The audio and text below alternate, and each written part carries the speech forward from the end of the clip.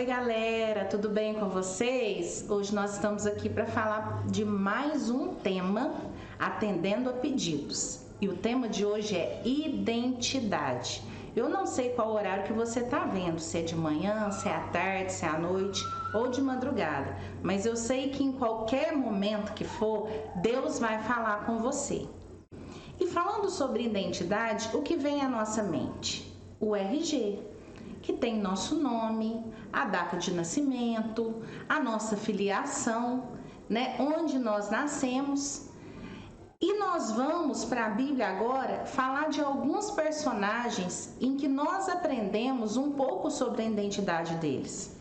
O primeiro é Jacó, que vem do latim Iacob, ou do hebraico Yaakov. Em Gênesis capítulo 25, nós vamos ler a partir do versículo 29, nós vamos ler um pouco sobre isso. Gênesis 25, a partir do versículo 29. Tinha Jacó feito um cozinhado quando chegou Esaú cansado do campo e lhe disse: peço-te que me deixes comer um pouco desse cozinhado vermelho, pois estou muito cansado. E se chamou Edom.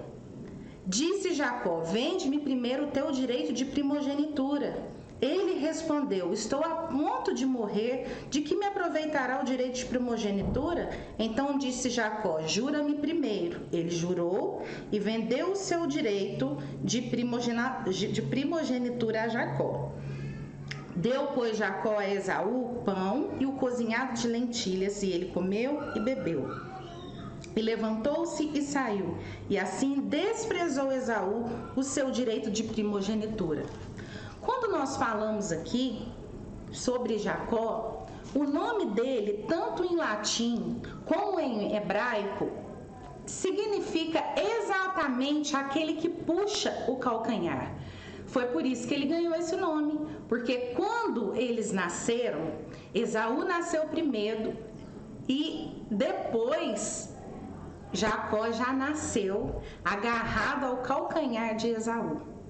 Nós vemos aqui que Esaú estava cansado, ele chegou muito cansado, porque Esaú trabalhava com caça. E Jacó aproveitou daquele momento para que Esaú desse o direito para ele de primogenitura. E qual foi a resposta de Esaú? Do que me vale esse direito se eu estou aqui morrendo de fome? Na verdade, ele não estava morrendo, né, gente? Mas é a forma que ele usou para falar e a forma que Jacó aproveitou. Por isso, muitas pessoas dizem que Jacó significa trapaceiro, enganador, sendo que, na verdade, o seu nome, como vocês ouviram aqui, significa aquele que puxa pelo calcanhar. Isso também pode ser tido como alguém que quer dar uma rasteira. Só que nós vemos mais um pouco à frente, no capítulo 27, aonde Isaac pede para Esaú ir buscar uma caça, fazer uma comida para ele, porque ele estava a ponto de morrer e ia abençoar Esaú. Rebeca naquela hora ouve, chama Jacó, fala: meu filho, eu ouvi seu pai falando isso para o seu irmão, mas você será abençoado no lugar dele. Então vá, pega uma das ovelhas, eu vou fazer uma comida da forma como seu pai gosta e você vai ser abençoado no lugar do seu irmão. Naquele momento, Jacó fala: mãe, mas então eu não vou ser abençoado, eu vou ser amaldiçoado. E a mãe dele, naquele momento, Rebeca fala: então que toda maldição caia sobre mim. Naquele momento, a sua mãe, que é autoridade sobre ele, pede para que o erro dele, o pecado dele, as consequências daquele pecado venham sobre ela.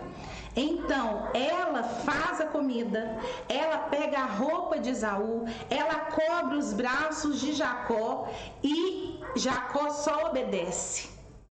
Jacó vai lá, recebe a bênção e muitos conhecem a história. E o seu irmão chega, descobre, né? Esaú chega, descobre que Jacó se passou por ele e ele tem vontade de matar Jacó. Então Jacó foge.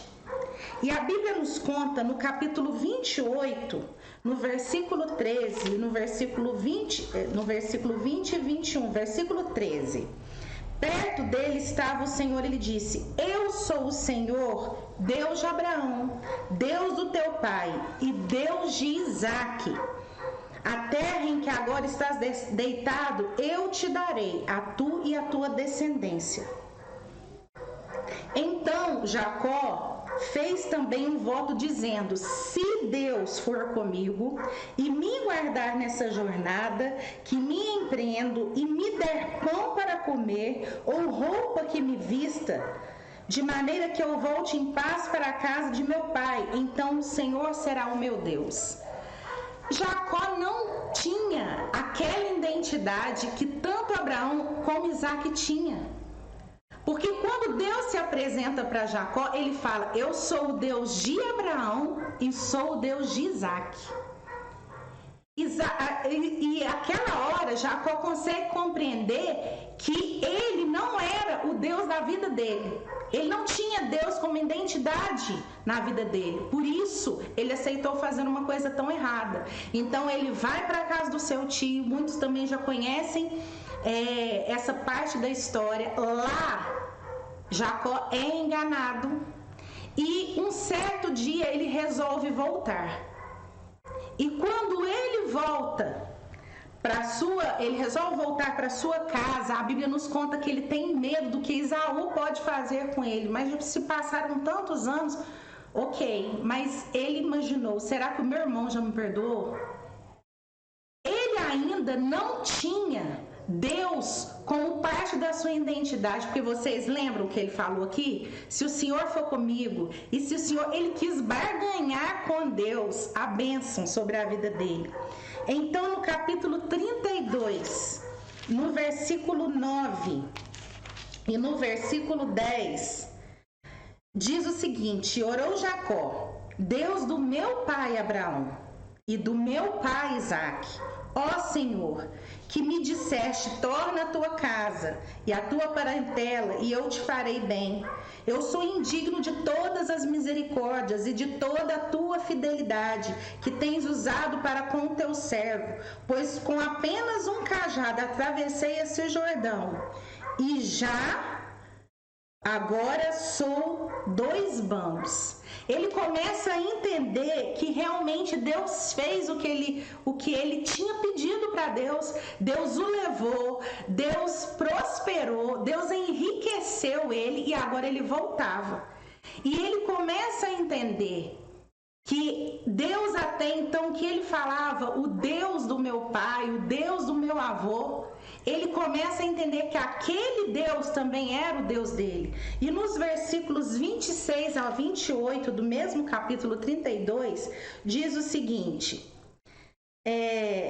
disse este: deixa-me ir, pois já rompeu o dia. Respondeu Jacó: não te deixarei ir se não me abençoares. E perguntou-lhe, pois, como te chamas? E ele respondeu: Jacó.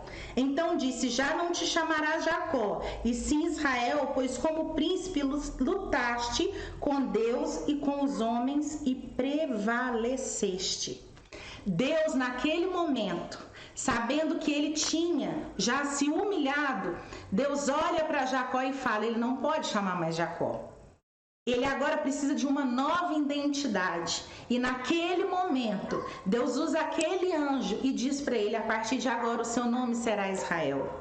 E no decorrer da Bíblia, nós vemos vários descendentes que usaram, agora, depois que Jacó se tornou Israel, aquele Deus como Deus de Abraão, de Isaque e de Israel, ou Deus de Abraão, de Isaque e de Jacó. Mas a partir daquele momento ele tinha na sua vida esse Deus como identidade. Então muitas vezes Deus precisa mudar a nossa identidade, porque a partir do momento que nós começamos a andar com Deus, na nossa vida, tudo precisa mudar.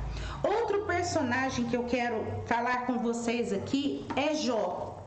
Nós vemos a história de Jó no capítulo 1, né? De Jó, nós conhecemos o começo da história de Jó a partir do capítulo 1. A partir do versículo 1 diz o seguinte: havia um homem na terra de Uz, cujo nome era Jó, homem íntegro e reto, temente a Deus e que se desviava do mal.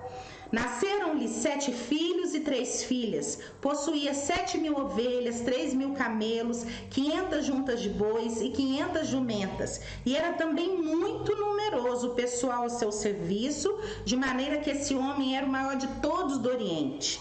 Seus filhos iam às casas uns dos outros e faziam banquetes, cada um por sua vez, e mandavam convidar as suas 3 irmãs a comerem e beberem com eles. Decorrido o turno de dia de seus banquetes, chamava Jó os seus filhos e os santificava. Levantava-se de madrugada e oferecia holocausto segundo o número de todos eles, pois dizia: talvez tenham pecado os meus filhos e blasfemado contra Deus em seu coração. Assim fazia Jó continuamente. Num dia em que os filhos de Deus vieram apresentar-se perante o Senhor, veio também Satanás entre eles. Então perguntou o Senhor a Satanás: de onde vem? E Satanás respondeu ao Senhor e disse: de rodear a terra e passear por ela. Perguntou ainda o Senhor a Satanás: observaste o meu servo Jó? Porque ninguém há na terra semelhante a ele, homem íntegro e reto, temente a Deus e que se desvia do mal. Então respondeu Satanás ao Senhor: porventura Jó debalde teme a Deus? Acaso não cercaste com ele e a sua casa e tudo quanto tem? A obra de suas mãos abençoaste, os seus bens se multiplicaram na terra. Estende, porém, a mão e toque-lhe em tudo quanto tem, e verás que não blasfemará contra ti ou na tua face. Disse o Senhor a Satanás: eis que tudo quanto ele tem está em teu poder, somente contra ele não estenda as mãos. E Satanás saiu da presença do Senhor. Quando nós vemos aqui Deus falando com Satanás, nós podemos perceber que até então Satanás não conhecia Jó. E Deus jogou a luz para aquele homem. Deus mostrou a identidade de Jó para Satanás.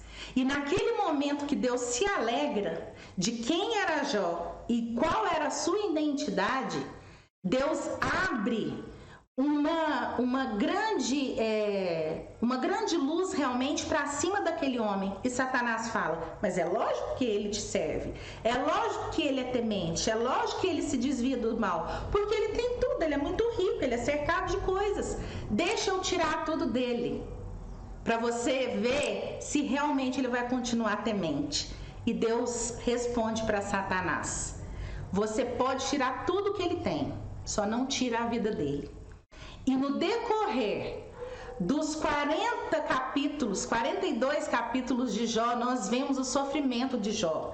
Ele perde todos os seus bens, ele perde todos os seus filhos, ele só não perde a sua vida. Em um momento da vida de Jó, em que a sua esposa pede para que ele amaldiçoe a Deus e morra, ele fala: você fala como uma louca.